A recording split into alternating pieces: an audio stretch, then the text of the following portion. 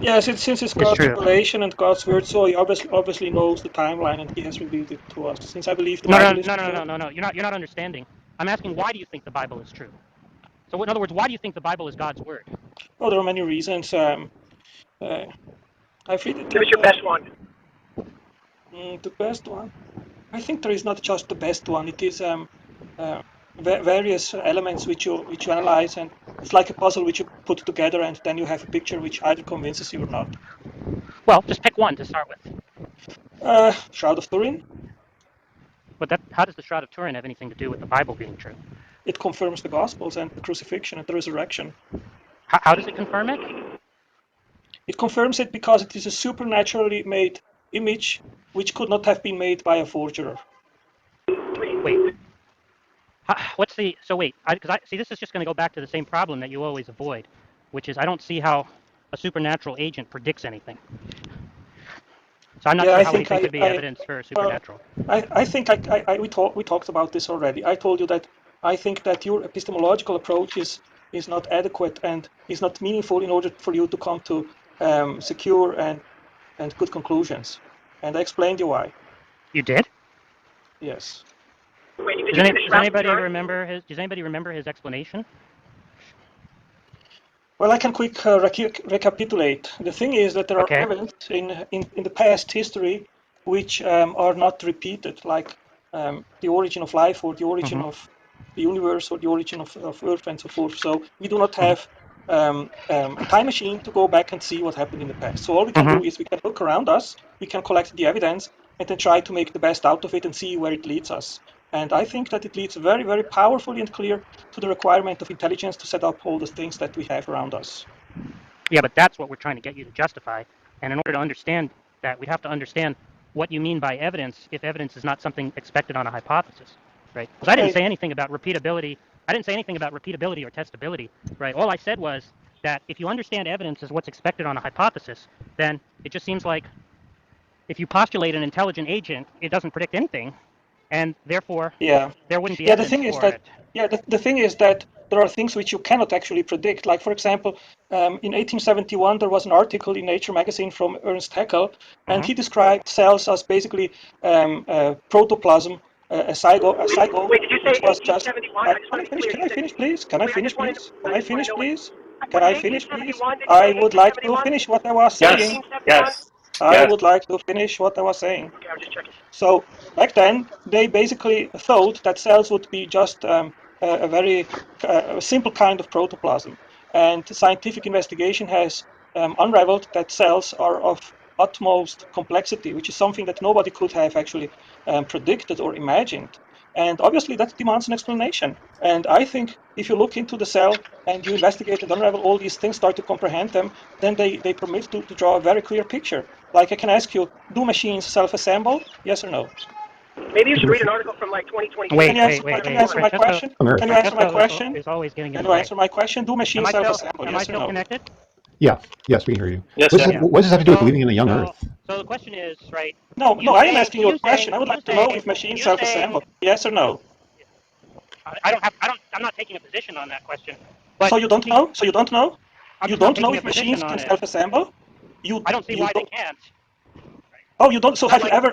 So have you ever observed it to happen? Have you ever? Do you have I don't see empirical why that evidence would that it is matter. possible? I don't see why that would matter. You haven't given an Yes, argument yes, for it the matters. evidence. Maybe you permit that I come to that. So I would like to know, do you have any kind of evidence that machines which have a specific function can self-assemble? I wouldn't necessarily need any evidence to think that, right? So you Um, would blindly believe it's possible. Is that correct? no, I didn't say that. What I'm So saying what are is you that saying? what I'm saying is that you haven't presented an argument that it's impossible, which is what I understand your claim to be. Well, the thing is that we do not have any experience whatsoever that a machine with a specific function could be the product of just random unguided events. Well, that's Okay? just a claim. That's just a claim. No, that's not But okay. So give me evidence. Give me evidence that you have ever. I don't need to give you Okay, so evidence for your. so the claim is all yours that there is evidence. There is none. I don't I know of didn't any. say there was If you evidence. think there is, if you I think didn't there, say there was evidence. if you think there is evidence, it's upon you to I didn't provide say it. that. Do you have I any? said Do you have any? I didn't say there was evidence. Right? I said Okay, so there is you no haven't evidence. Do you presented. agree with me? No, Also, you don't agree that there is no evidence. no, I don't. Okay, so provide the evidence. No, you don't understand, right? You're the one making the claim. You're the one who has to establish the claim is true. But in any case, it's really irrelevant. right? It is absolutely relevant. Maybe you would once in a while Relevant to what? listen to what Relevant I to have what? to say. It is relevant to the quest if God exists or not. Yeah, but see, what I've been trying to get clear on is how you're understanding evidence, right? Because see, I said that I understood evidence as what's expected on a hypothesis, right? Now you Yes, said, I already told you that yeah, this now is you said irrelevant, and I explained to you as well irrelevant to why. what? And it went in one ear and it Irrelevant, went out in the irrelevant, other ear. So you are irrelevant to basically what? not listening Irrelevant to what? It's irrelevant to what? to the case which I am trying to make.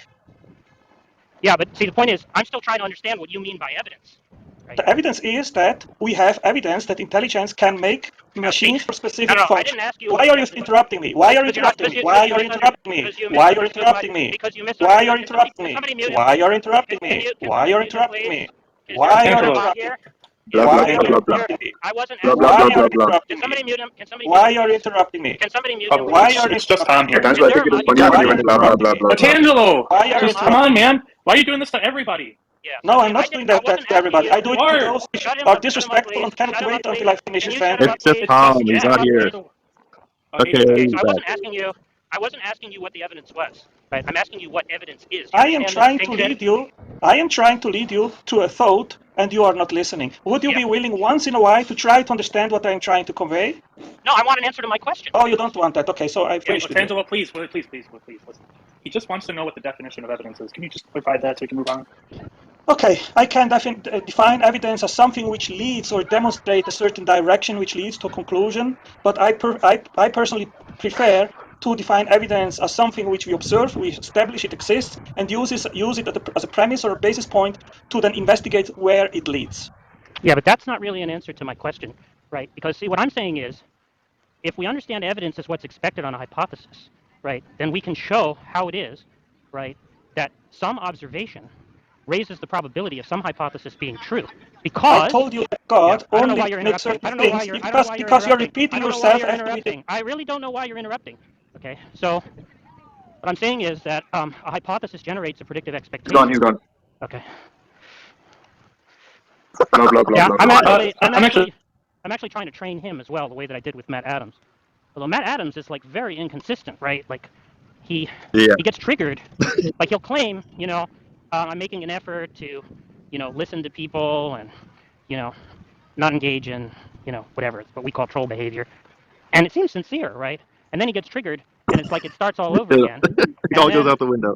yeah, but then he'll like calm down, like the next day Yeah, yeah, he'll have calmed down, and he'll like suddenly be reasonable again. So yeah. it's like very hard. But yeah, what I want Otangelo. I want Otangelo to develop the predictive expectation that if he comes in here, he's going to be grilled on this, and he's not going to get away with the over talking and the dodging. And so either that means he's not going to come back, right, or he's going to have to answer some questions. I do have if he just says, like, obviously I don't think he's going to do this, but if he were to just say, I just reject that notion, and if you want to say under that type of view, it's not evidence, then what would be the next course? Well, then he'd have to explain to us what his account of evidence is and why we should accept it, if we don't already. Well, it seems like he did lay out something. I don't know if it meant anything because it seems like it was kind of uninformative. But I guess I'd have to look into it more with him if we cared enough to. I don't really care. Well, I think I understand how to steelman his position, right? Which is I think he's trying to make an inductive argument. I think he's saying that the only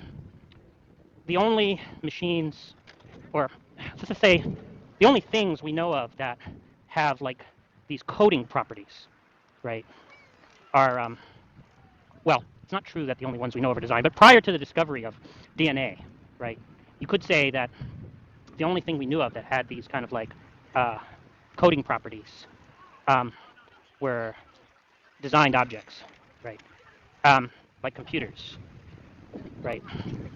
And so he might want to say, well, given that all the all the entities that have these kind of properties are man-made, that we have inductive evidence that should we discover another one, right, then it's made, right. But that just doesn't seem to me to be a very interesting argument. Like if that's all that he has, it just seems incredibly weak. But you said something about you thought he was making like a claim, like an impossibility claim, and that would definitely fly in the face of an inductive argument. Oh, absolutely. The impossibility claim is not going to be supported by that. But I think that's one way he could try to claim that there's evidence for a designer. But he gets very confused. Like he's just not really. He obviously doesn't understand any sort of the philosophical issues, and so there's going to be a lot of problems because one of the things he tries to claim, for instance, is that there are biological functions, right? And so he wants to make an argument like we observe biological functions, and therefore, because I mean, he doesn't put it in these words, but it's going to be something like because functions have a teleology, we understand that teleology presupposes a mind, and so there couldn't be. But see, that's it's going to be very. I mean, he's not going to understand the issues, but that's a very bad argument, I think, because I don't really understand what it means to say that the heart has a function, right? Because either function, when you say the heart has the function of pumping blood, it seems to me if you don't think the heart is designed, right, and we have to assume neutrality on that question, right, for him to have a compelling argument, right? We have to say there's some sense in which we can infer that it has a function, without presupposing a designer, right? Something like natural teleology. It seems to me there's only two ways to understand that claim, right? One is just to say that's what a heart does, right? It pumps blood, but that is just not going to work because there are other things that hearts do that we wouldn't describe as functions, like okay, thank you. I'll watch like making love dub noises, Pumping? right? Yeah. Presumably is not that's not going to be what they mean by function. It's just anything that it does, right? So I think the only other answer is going to be this kind of biological concept of function, which is something like it, it's a trait that has moved to fixation because it contributes to reproductive efficiency, right? And now, I don't see, if there were such things, right, traits that move to fixation because of their contribution to reproductive efficiency, then I just don't see why. There's going to be a number of issues, right? One issue is I don't see why you need a designer then, if that's all you mean by function, right? Because we can construct hypothetical scenarios, right, in which that kind of thing would happen, right? And so that doesn't show any need for a designer, right? Because we can just say, well, in this environment, this trait, was now. I don't think there's going to be good reason to believe any of these stories, but unlike evolutionary biologists. Evolutionary biologists construct these stories all the time, right? I don't actually think there's a good reason to believe any of these stories because I think they're all just so stories, right? But the point is, the fact that we can construct those stories sort of shows that there's no need to postulate a designer, right? So we would only do that if by positing a designer, we were doing more than constructing a just so story, right? That is to say that there were some explanatory virtue to doing so, right? So that's going to be one issue. I think the other issue is that we really have no way of knowing what those functions are in the first place, right? Like in other words, we really have no way of knowing which traits moved to fixation because they contributed to reproductive efficiency and those that didn't, right? And so that's going to pose an epistemic challenge for any argument that presupposes, that in other words tries to recognize a function in nature and then infer to a designer. So you could think of this as a species of the design argument, right? Well, that is what it is. But what I'm trying to get at is, if you think about the structure of design arguments, the idea is there's something that's a hallmark of design, and then when we recognize something that's a hallmark of design, we can then infer a designer, right? The watchmaker argument, right, is the locus classicus. But see, the problem is that there is no such thing as a hallmark of design if what we're postulating is an agent simplicator, right? Because an agent simplicator could choose to make anything look like anything, right? This is going to be the same problem of like the fine-tuning argument, like a bare bones design. Yes, same problem as the fine-tuning argument. Postulating a fine-tuner is consistent with, well, postulating an agent who accounts for fine-tuning was consistent with, that agent existing is consistent with the agent designing a coarsely tuned world, right? Or creating no world at all, right? And so in fact, there can't be a hallmark of design simplicator. There's only hallmarks of design relative to certain the priors. So yeah, what if certain he just priors, like right? what if he just builds that into the hypothesis, like, oh, he loves people and he just So bites that's the fine. You bullet can on do that. that, but that's a mere just so story, right? You can construct.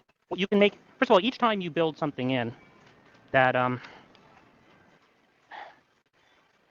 each time you build something in that predicts the outcome, right? So in other words, if I have cheese, then I build in the desire to produce cheese. If I want to explain the existence of cheese, right, I build in the desire to create cheese, right? Each time you build stuff like that in, first of all, you're lowering the probability of the hypothesis, right?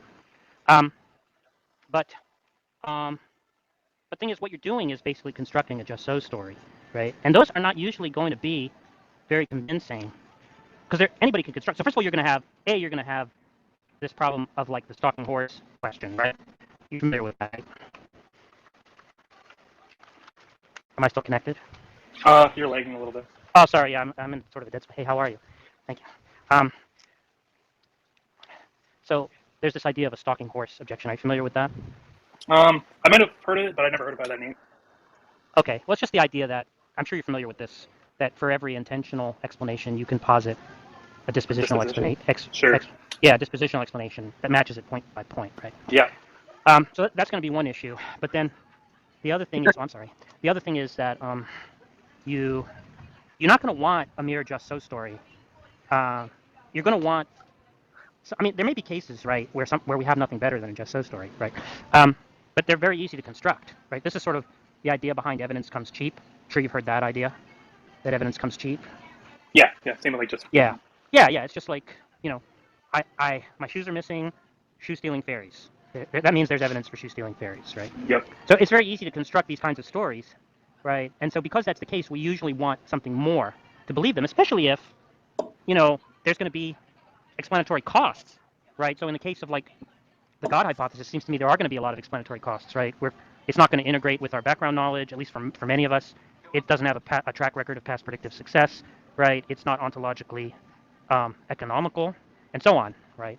So we're going to want something stronger than a mere just so story because it's very easy to get evidence for a hypothesis that's untestable, right? Jack, can I ask a quick question before we move Yeah. on too far? About the stalking horse thing, right? Like, I first heard that in like a debate by Alex Malpass. Do you know if it is that where it first came from? Because when I heard that, that's where I first heard it have that name. But I don't know if he coined that term or if that is just a term that's in the literature that he adopted. Right. Because when I heard that for the first time, like it really made it clear to me how weak the whole argument was. Right. Until then, I was thinking, oh, maybe there's something to this fine tuning thing, and then that made it clear how. Yeah. Anyway, yeah. Yeah. Oh, and so it works in reverse though too. Reverse. Yeah, you could say that for every disposition there's an intention. I mean, that's what like. Oh, absolutely. Yeah. Absolutely. Panpsychism. Absolutely. Right. Exactly. Yeah. So anyway, the point I'm trying to make is we're going to want something more, right?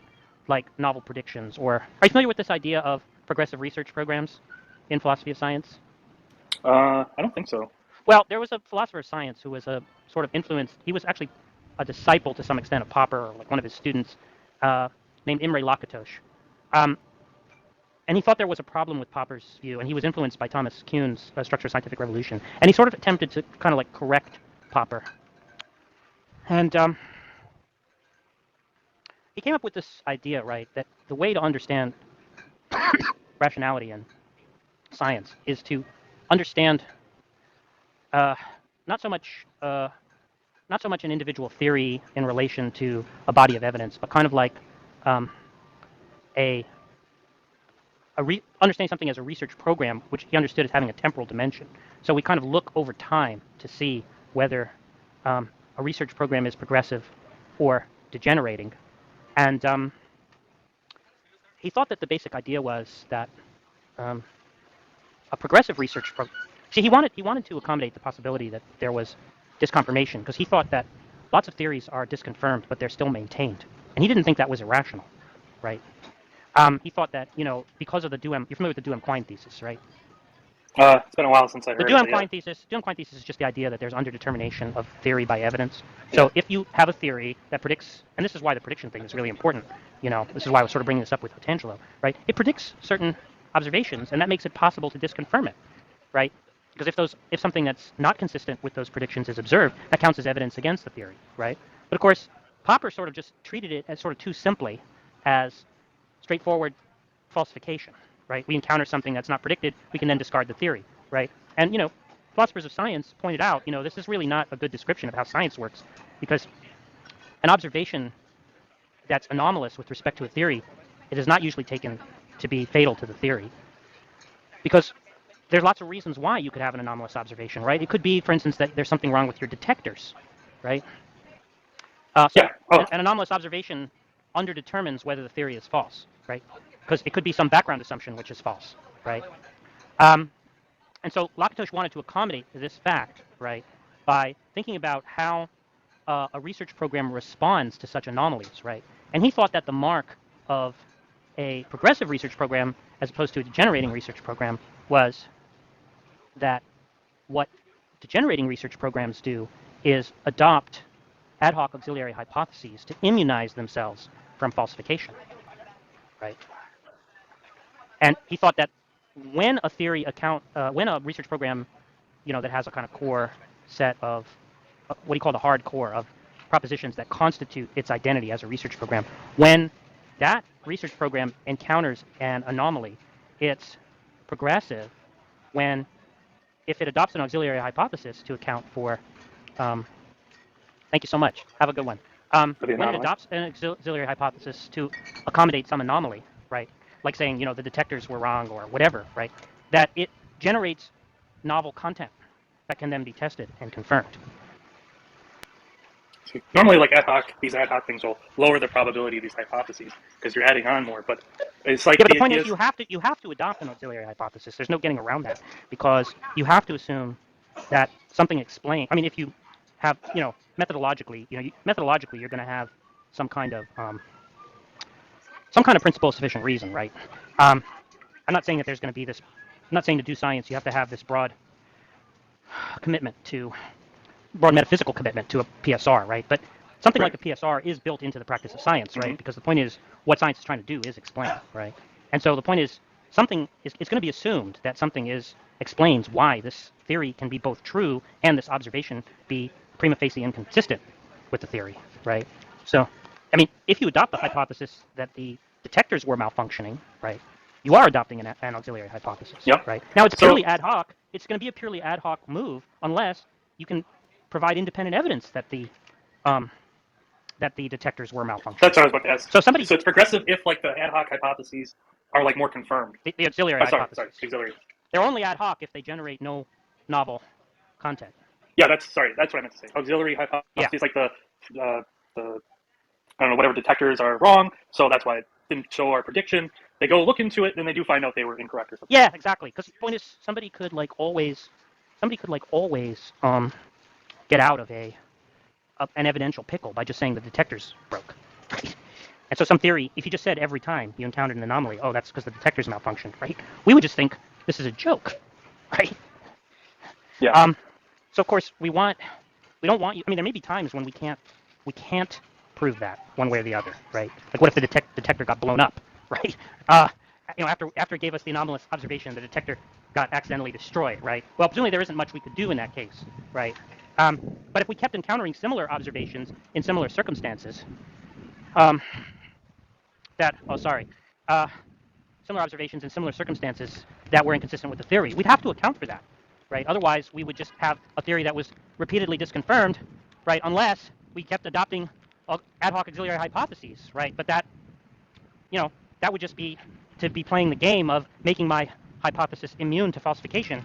And a hypothesis, or disconfirmation, and a hypothesis that's immune to disconfirmation just doesn't generate any predictions, and therefore doesn't explain anything, right? And so that's going to be another reason why predictions are essential, because you can't really explain without predicting, or so I would claim.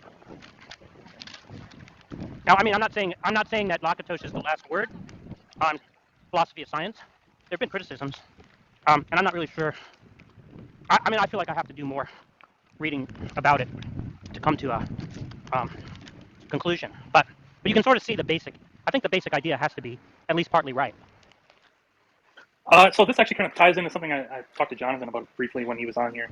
Was non-contrastive explanations, and I think like that's going to play like something into this. But what is your thoughts on non-contrastive explanations? Well, I just think it's nonsense. Yeah, I can't really make sense of it.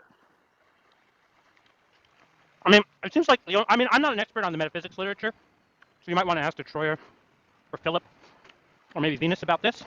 But I kind of have the impression that the only reason why anybody ever talked about this was in order to find some way to make libertarian free will rational. Yeah, maybe there might be like some bias as to why people be trying to suppose. But like nobody would say, it doesn't seem to me like anybody would say that, like, presumably there's going to be conditions under which at a certain time in a certain region of space-time there's like a 50% chance that an alpha particle will be emitted by a lump of uranium. Now, it's going to be the case that antecedent conditions explain why that's there's going to be that probability at that time and place, right? But if an alpha particle is emitted at that time and place, it's obviously the case that the antecedent conditions don't fully explain that. Mhm. It's intrinsically, if there is genuine indeterminism there's no like hidden variables or whatever, it's intrinsically something without an explanation. I mean, at least you can explain why these two kind of options have this kind of probability at this time and place, but why one outcome obtains rather than the other is just going to be left unexplained. And I don't think anybody would have ever called that non-contrastive explanation before they tried to use that gambit to say, you know, the agent has reasons to A at time t1, and he also has reasons to do B at time t1, and it's like a 50-50, and he does A. And then you say, oh, well, the agent's will non-contrastively explains why he did A. Right, because they want to also have that with the PSR. Yeah, how are they not saying anything other than that it doesn't lack an explanation? They're just relabeling having a partial explanation with this label, non-contrastive explanation. But all they're doing is saying, we don't really know, we can't really explain why, in this instance, A rather than B happened. All we're doing is explaining why either A or B happened, right? But there's a further fact. Why did A rather than B happen? That's just unexplained. Yeah, that's what they're calling non-contrastive explanation, lacking an explanation. Having only a partial explanation. I mean, I think if Jonathan weren't motivated, he could understand that. Just like I think if Alexander Proust weren't motivated, he could understand that. I get the motivation for it. Just hard to. It's just weird to call that an explanation. But I'm saying it's only because you're motivated that you would call it an explanation. Well, I mean, I think it's just like I have a different concept of explanation than they do. Yeah, but what are they? What is it? What do they even? What does it mean to say they have a different concept of explanation other than a name for something else Yeah, that we're not even talking about? they're just like categorizing these other things that are explained, but in a way that I would say that they're not. Those aren't explanations. Yeah, but the point is, we had a perfectly good concept of explanation where we could say, well, that fact admits of no explanation, or that fact is only partially explained, right? We didn't need a notion of, we didn't need the label non-contrastive explanation, right, for something that on the sort of standard concept of explanation had a name, which was partial explanation. Yeah, I'm not saying it's not like motivated, but No, but I'm clearly saying is the only motivation is to say that there's an explanation in the old sense when there isn't one.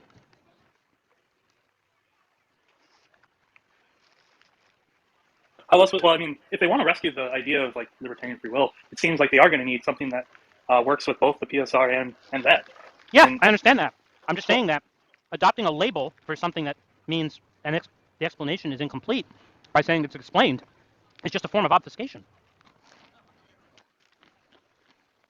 well, yeah, I don't agree. Oh, like I said, I agree. It doesn't track with my concept of explanation. Yeah, but look, my Just point leave is, it there. yeah, but my point is, either they're disagreeing or they're just changing the subject. And I don't think it's interesting for them to be doing either.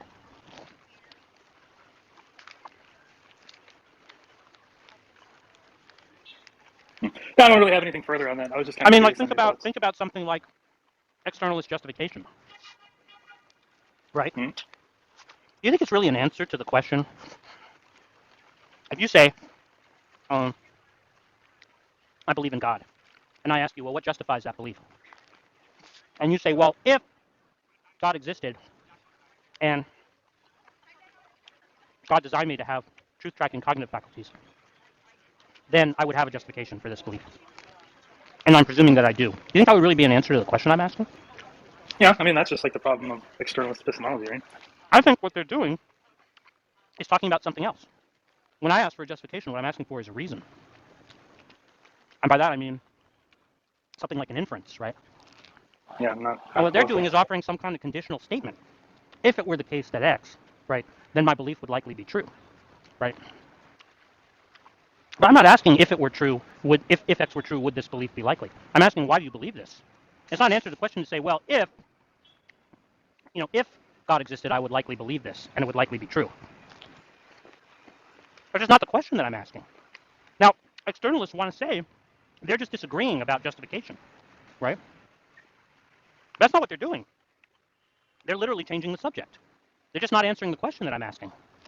Yeah, I would agree that you're like you could call it whatever you want, but Yeah, whatever that label say, is, what is that? If you mean justification star, there's this other thing which I'm going to call justification star, right? And that's a belief. Is star justified when it's produced by a reliable cognitive mechanism, right? I can grant you that there is such a phenomenon, and we can call it by that name. That's just not the same thing that I'm talking about. But they pretend that they have a substantive disagreement with internalists. Yeah, And I'm saying the same thing is going on with this non-contrastive explanation stuff. They're claiming to have a substantive disagreement when in fact they're just changing the subject. Yeah, that might be what's going on. Like I said, I didn't really think about it much until Jonathan came on, because it's not often that you'll encounter someone who accepts that, because most people aren't libertarian free will. So, well, if you travel in Thomist circles, and pretty much any apologetic circle where libertarian free will is an issue, you're going to see this invoked. So I'm willing to bet money. Well, I'm not going to bet the money, but let's just say I feel confident that if you asked MJ, right, MJ Moore, right? Yeah. Yeah, if you asked him, they'll affirm it, And, people like Abdul Rahman, pretty much anybody who like has a Molinist view or any kind of libertarian free will view, if they're familiar with the literature, I'm not talking about people like James is Tired, right? But people have some awareness of the apologetics literature. They're gonna affirm this. 20-1. I should ask E. Ask who? E. Yeah, he might be aware of it. Because I think he reads Phaser, and Phaser, I think, talks about this. Okay. But he's Thomist, so I'm sure he's doing that.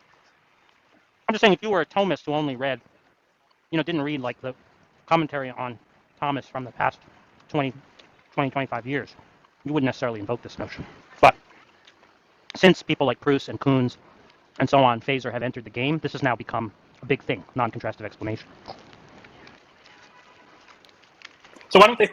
I mean, if you say it like that, so they're disagreeing that you're not just talking past each other, right? Yeah, that's right. Yeah, it just can't make sense. Just like externalists will disagree that they're not talking past you, and phenomenal conservatives will disagree that they're not talking past you. Sorry, that they are talking past you. They'll disagree that they are talking past you. They're going to say, no, we in fact have a substantive disagreement. That one makes more sense to me, but it's still. I don't know. I guess I'm more sympathetic to that rather than these two. Well, you should talk to Troy about it. Phenomenal conservatism or the externalist and. Oh, I'm sorry. I thought you were talking about non-contrastive explanation. Okay. Yeah. Yeah. I mean, if you're saying phenomenal conservatism, my point about phenomenal conservatism is they're just changing the subject by what I mean by justification. When they say, if I ask for justification and they say, oh, well, it's intuitive, I don't understand what they're talking about. I understand what it means for it to be intuitive, and I understand what it means for them to say, because it's intuitive, that's why I believe it, in the sense of it explaining the belief, right? Like, you could say, we usually believe things that are intuitive in the absence of a defeater, right? But to me, that's not a justification. So I think they're just changing the subject, right? And they want to say, I think they would want to say, no, we have a substantive disagreement, right? And I just reject that. Our disagreement is not substantive. I mean, we might have a substantive disagreement with a number of issues connected to phenomenal conservatism, because presumably we do have a substantive disagreement about what a reason is, right? And because presumably they have some kind of reason. Presumably they're invoking some concept of a reason that is not an instrumental reason.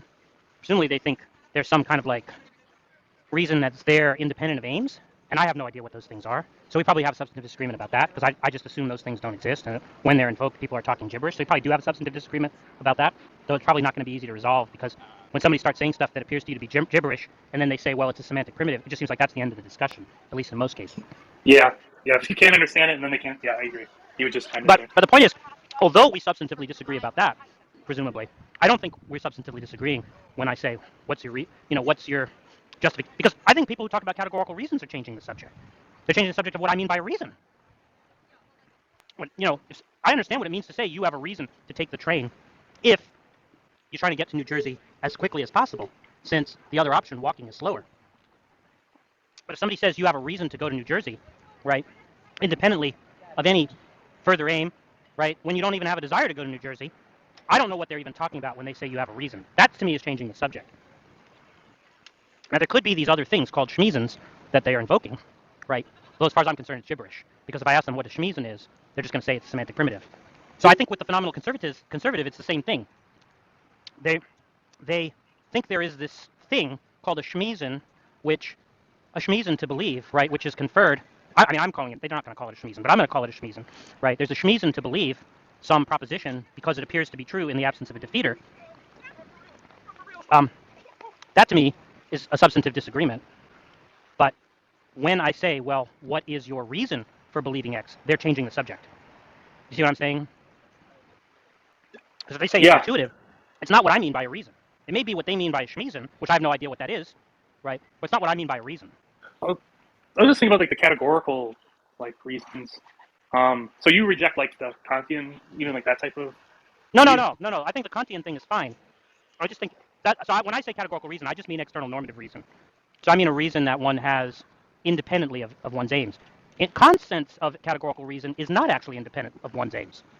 It's an internalist reason. It's an internal that reason. We all just happen to share that aim? Well, it's not just that we happen to. We necessarily must if we're agents on his view. Okay. Yeah, that makes sense. Right. But there are aims that all agents necessarily have. They sort of like are a constitutive feature of being an agent. Like in order to be an agent, you must have an aim to believe true things or something like that, right? Or an aim to bring about what it is that you desire, right? There are going to be these aims that are built into agency itself, right? I don't have a problem with that. But that's internalism. What I have a problem with is externalism. Yeah. Well, the thing is kind of weird. Is like you already kind of have these beliefs about these things in the world that could, under some controls, be like reason giving, but you just don't think like. Oh, you're talking about sensibility theory. Like I actually do think that there are reasons that exist independently of mine. Yeah. Like is that the idea? The values, right? Yeah. That's fine. But my idea about that is that that's true. That's different from what Kant is saying. Right. What I'm saying though is that you could argue that the externalist-internalist dispute is sort of a mistake. That there's like another option, and that's this option. And so if you download Self-Knowledge and Resentment, there are two appendixes. One is on psychoanalysis, and the other one, which is very short, I think it's only like 5 to 10 pages, is on this question, whether it's correct to describe the view as an internalist view. And he concludes that it's neither externalist or internalist. It's in some way orthogonal to that dispute, because in some sense it's external, because the value properties are not merely internal in the sense that Kant understands reasons, what he calls categorical imperatives, to be internal reasons. Belgrami's actually saying there are these properties which are perceived in the world, and you might think that that's externalism. But on the other hand, they're different from external reasons in the way that people like Parfit understand external reasons, because they think that the reason is a reason for you, even if you can believe the reason is there and not be motivated. Yeah. Right. Whereas Belgrami wants to say, yeah, and I think that's unintelligible. They're going to say, oh, well, it's not unintelligible. You just lack the concept, right? Which I just think is a mug's game. But I mean, to play that game with them is just a mug's game. But what he wants to say is, look, if you perceive it, then you believe that X. If you perceive something, if you perceive a value in the world, then you acquire a belief. What it means to perceive it is to acquire a belief that it's desirable or undesirable, and therefore to acquire the desire for it or the desire for not it, right? And so that's going to look more like an internal. Yeah, it's kind of causal. Although again, there are complications everywhere. I think he wants to say it's not a cause in the same sense that, a pool ball causes another pool ball to go into a pocket. And so you might say it looks like a cause, but you could use the word causal loosely. And that's clearly not how Parfit. That's not how Parfit understands it, right? He wants to say those facts are causally inert or whatever. That's right. Right. Now there is an interesting twist on the whole question, which is, isn't there? So although the external internal thing might be not a true dichotomy, or might be sort of a misleading way to think about this view. There is something that does on this view could be a kind of categoricity, and that is that wouldn't it look a lot like what Parfit has in mind, right, and sort of fulfill the desideratum to have a categorical view of norms or moral norms narrowly, if there was a right and if there was a correct and incorrect way to perceive those value properties. Like Belgrami's view. Right, Belgrami's view. So although it's not strictly what Parfit, it's not like what Parfit has in mind or other robust realists, right? It's not strictly that. There is sort of a true and a false that's not relative. It's neither relative nor subjective, right? And so I think that's what it would mean if you were a sensibility theorist. That's what it would mean to be a robust realist, right? It would be to think that the value properties that are perceived are that there's a right and a wrong way to perceive them. Oh, you think that doesn't make a whole lot of sense, though? So. No, I don't understand that view.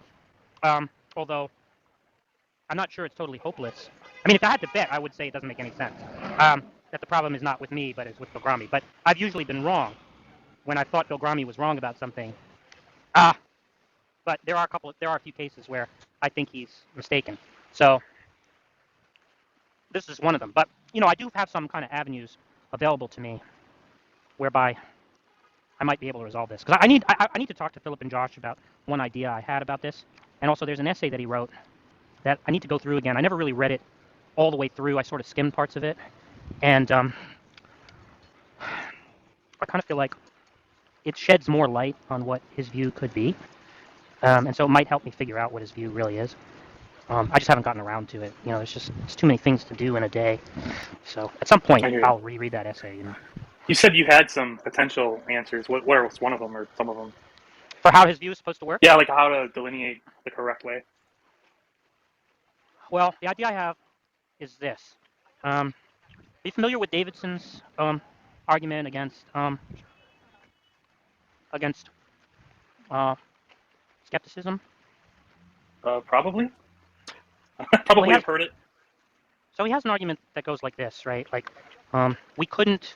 Give me a second. I just want to see if you have anything else. He has an argument that we couldn't really be systematically mistaken about the world, because if we encountered an agent who had mostly true beliefs, right, in order for us to disagree, there'd have to be a background of agreement. Yeah. And so that in order for us to share that background of agreement, in order for our disagreements to be intelligible, we have to have mostly true beliefs. Yeah, I've heard that before. Yeah, okay. So that's the basic idea behind the Davidsonian view. Now, I think one hypothesis I have is that Belgrami thinks there's a way to understand value the same way. How so?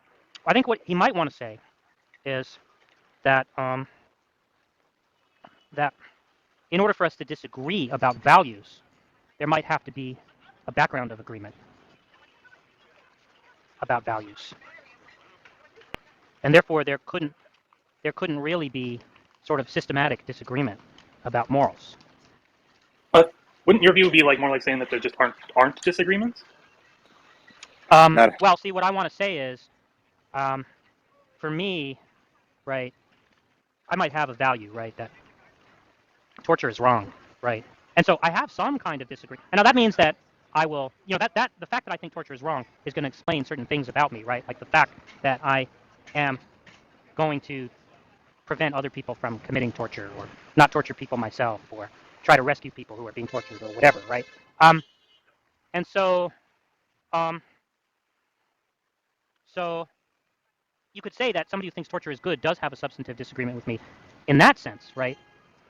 It's true that in another sense we don't really have an disagreement, because if I'm a relativist, right? Because in a certain sense, what I mean by saying that it's good is something like, this is what would motivate me to act, right, in a certain way. but I wouldn't think that you had a reason to do so, right? Sorry, it's only telling you about predicting your behavior. Yeah, like the fact that I believe that this is good doesn't confer a reason for you to be in accord with that norm. It just confers a reason for me to prevent you from acting out of accord with it, right? But like, I wouldn't have a basis to criticize you, right? If I'm a relativist, I wouldn't have a basis to criticize you for being not in accord with that norm, because for you, it's not a norm. It's not a norm for you, right?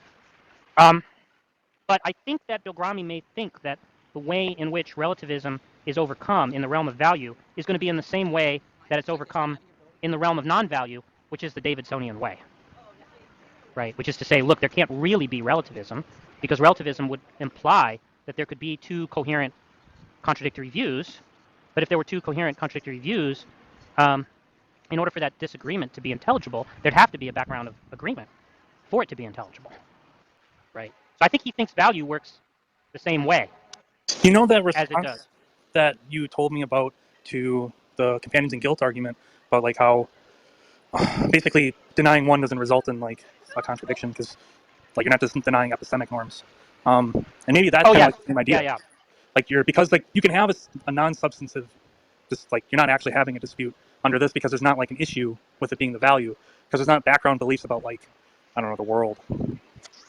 I don't know. I don't know how to I gotta explain. think about it. I'm not sure I'm following what you're getting Well, at. there's some like difference in like those properties, like that kind of language that precludes like that background assumptions. Like you'd have to have background beliefs to have the like substantive dispute under the Davidsonian argument, but they Yeah, don't have that's to be right. moral beliefs. Oh, I see. I see what you're saying. Yeah, that could be right. That could be right. But and I don't know whether I could still run this sort of reconstruction of his view. I'm not sure it would really make sense if what was required was not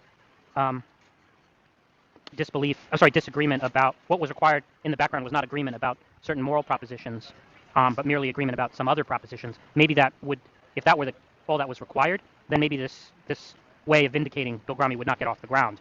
You know, so I think that I'm sympathetic to that. In fact, if I had to bet, I think you're probably right. But I think it's because he thinks values work the same way as other types of disagreements. You know, disagreements about scientific facts.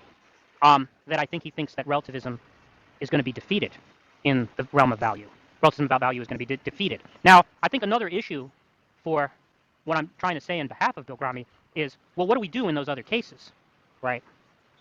Well, sorry, what do we do in cases of disagreement? Well, in the ordinary case, when we're not talking about value, right, it seems like what we do is appeal to evidence, right?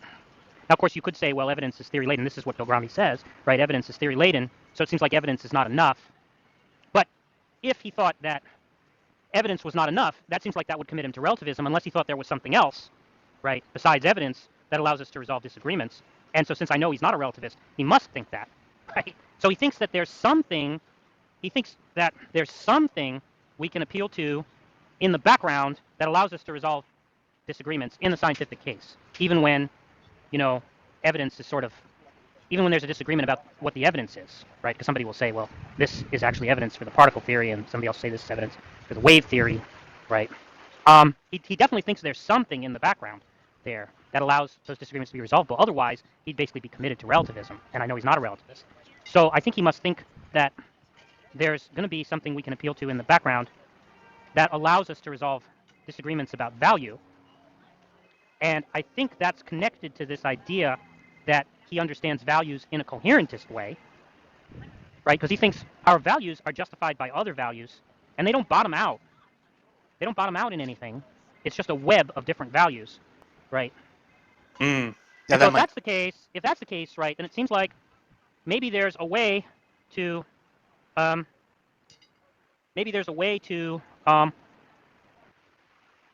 because we're going to have inevitably a background of agreement for our disagreements to be intelligible at all. Maybe that will give us a resource, that stuff in the background, to allow us to resolve. Give me one more second.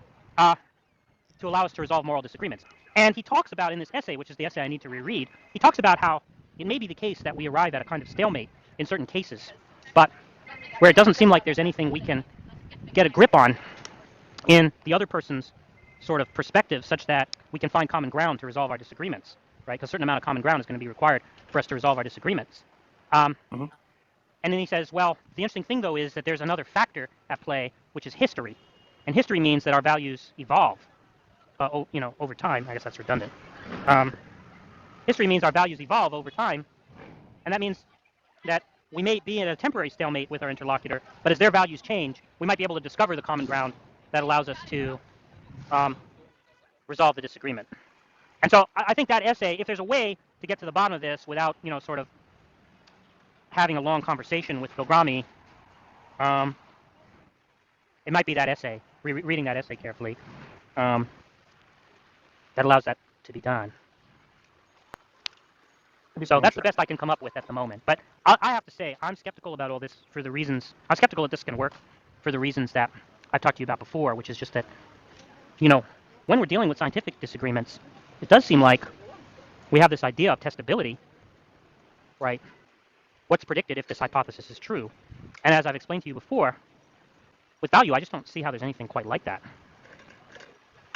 Because it seems like what actually makes a predicted expectation is what I believe, not what's true, right? Like if I believe that it's raining outside, if it's true that it's not raining outside, if it's true that it's raining outside when I believe that it's not raining outside, when I walk outside without an umbrella, I get wet, right? My belief is immediately disconfirmed, right? But if I believe that rape is wrong, if I believe that rape is good, when rape is really wrong, and I go out and rape somebody, right? What's going to disconfirm that belief, right? I just don't see what's going to do it. I mean, I could appeal to other values I have. Like I might think, well, I value the happiness of other human beings, and so if I see somebody getting unhappy because they're raped, I might think, oh, well, the belief that rape is okay is in tension with my belief that the happiness of other people is desirable. But what if I don't have that belief, right? So I think there's some problem. I think there's going to be a disanalogy between the two.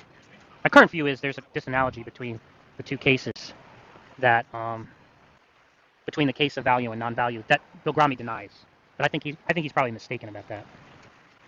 But he's usually right, so I don't want to be complacent about thinking he's mistaken about it.